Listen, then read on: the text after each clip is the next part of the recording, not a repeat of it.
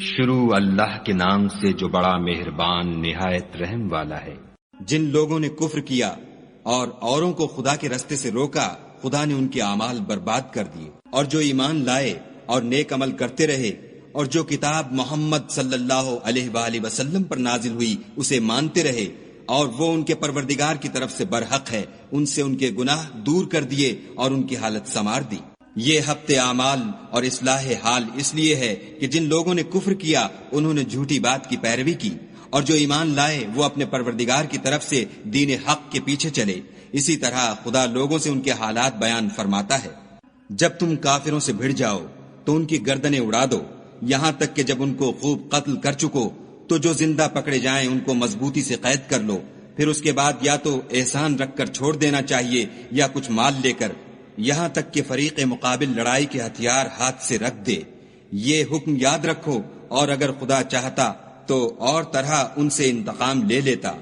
لیکن اس نے چاہا کہ تمہاری آزمائش ایک کو دوسرے سے لڑوا کر کرے، اور جو لوگ خدا کی راہ میں مارے گئے ان کے عملوں کو ہرگز ضائع نہیں کرے گا، بلکہ ان کو سیدھے رستے پر چلائے گا اور ان کی حالت درست کر دے گا، اور ان کو بہشت میں جس سے ان کو شناسا کر رکھا ہے داخل کرے گا۔ اے اہل ایمان، اگر تم خدا کی مدد کرو گے تو وہ بھی تمہاری مدد کرے گا اور تم کو ثابت قدم رکھے گا، اور جو کافر ہیں ان کے لیے ہلاکت ہے اور وہ ان کے اعمال کو برباد کر دے گا۔ یہ اس لیے کہ خدا نے جو چیز نازل فرمائی انہوں نے اس کو ناپسند کیا تو خدا نے ان کے اعمال اکارت کر دیے۔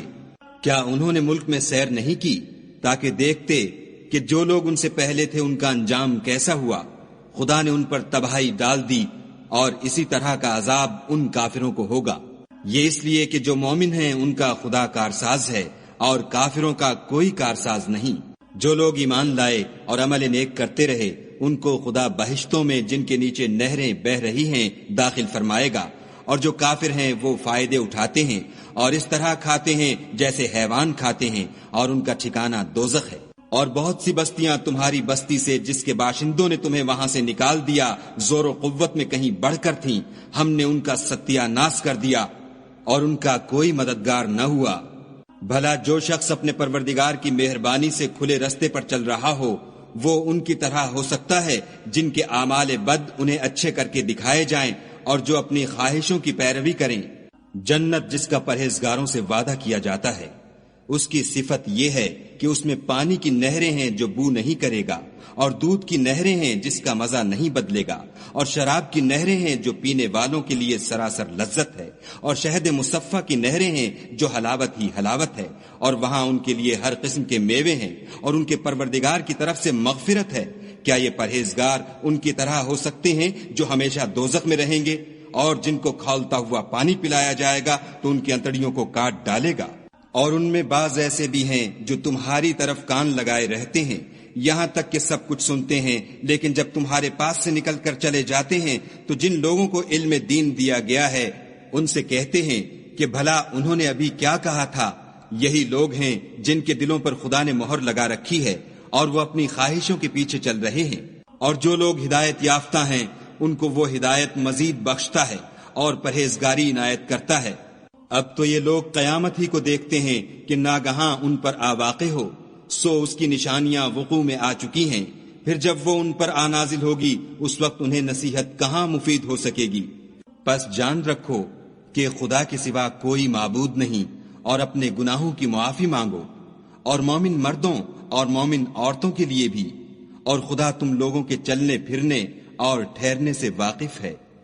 اور مومن لوگ کہتے ہیں کہ جہاد کی کوئی صورت کیوں نازل نہیں ہوتی، لیکن جب کوئی صاف معنوں کی صورت نازل ہو اور اس میں جہاد کا بیان ہو تو جن لوگوں کے دلوں میں نفاق کا مرض ہے تم ان کو دیکھو کہ تمہاری طرف اس طرح دیکھنے لگیں جس طرح کسی پر موت کی بے ہوشی طاری ہو رہی ہو، سو ان کے لیے خرابی ہے۔ خوب کام تو فرما برداری اور پسندیدہ بات کہنا ہے، پھر جب جہاد کی بات پختہ ہو گئی تو اگر یہ لوگ خدا سے سچے رہنا چاہتے تو ان کے لیے بہت اچھا ہوتا۔ اے منافقو، تم سے عجب نہیں کہ اگر تم حاکم ہو جاؤ تو ملک میں خرابی کرنے لگو اور اپنے رشتوں کو توڑ ڈالو۔ یہی لوگ ہیں جن پر خدا نے لعنت کی ہے اور ان کے کانوں کو بہرا اور ان کی آنکھوں کو اندھا کر دیا ہے۔ بھلا یہ لوگ قرآن میں غور نہیں کرتے یا ان کے دلوں پر قفل لگ رہے ہیں؟ جو لوگ راہ ہدایت ظاہر ہونے کے بعد پیٹھ دے کر پھر گئے، شیطان نے یہ کام ان کو مزین کر دکھایا اور انہیں طول عمر کا وعدہ دیا۔ یہ اس لیے کہ جو لوگ خدا کی اتاری ہوئی کتاب سے بیزار ہیں، یہ ان سے کہتے ہیں کہ بعض کاموں میں ہم تمہاری بات بھی مانیں گے اور خدا ان کے پوشیدہ مشوروں سے واقف ہے۔ تو اس وقت ان کا کیسا حال ہوگا جب فرشتے ان کی جان نکالیں گے اور ان کے منہوں اور پیٹھوں پر مارتے جائیں گے۔ یہ اس لیے کہ جس چیز سے خدا ناخوش ہے یہ اس کے پیچھے چلے اور اس کی خوشنودی کو اچھا نہ سمجھے، تو اس نے بھی ان کے عملوں کو برباد کر دیا۔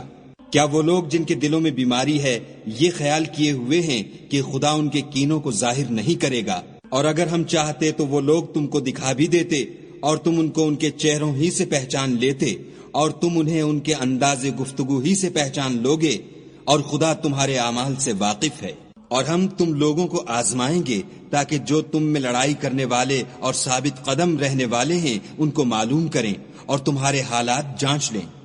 جن لوگوں کو سیدھا رستہ معلوم ہو گیا اور پھر بھی انہوں نے کفر کیا اور لوگوں کو خدا کی راہ سے روکا اور پیغمبر کی مخالفت کی، وہ خدا کا کچھ بھی بگاڑ نہیں سکیں گے اور خدا ان کا سب کیا کرایا اکارت کر دے گا۔ مومنو، خدا کا ارشاد مانو اور پیغمبر کی فرما برداری کرو اور اپنے عملوں کو ضائع نہ ہونے دو۔ جو لوگ کافر ہوئے اور خدا کے رستے سے روکتے رہے پھر کافر ہی مر گئے، خدا ان کو ہرگز نہیں بخشے گا۔ تو تم ہمت نہ ہارو اور دشمنوں کو صلح کی طرف نہ بلاؤ، اور تم تو غالب ہو اور خدا تمہارے ساتھ ہے، وہ ہرگز تمہارے اعمال کو کم اور گم نہیں کرے گا۔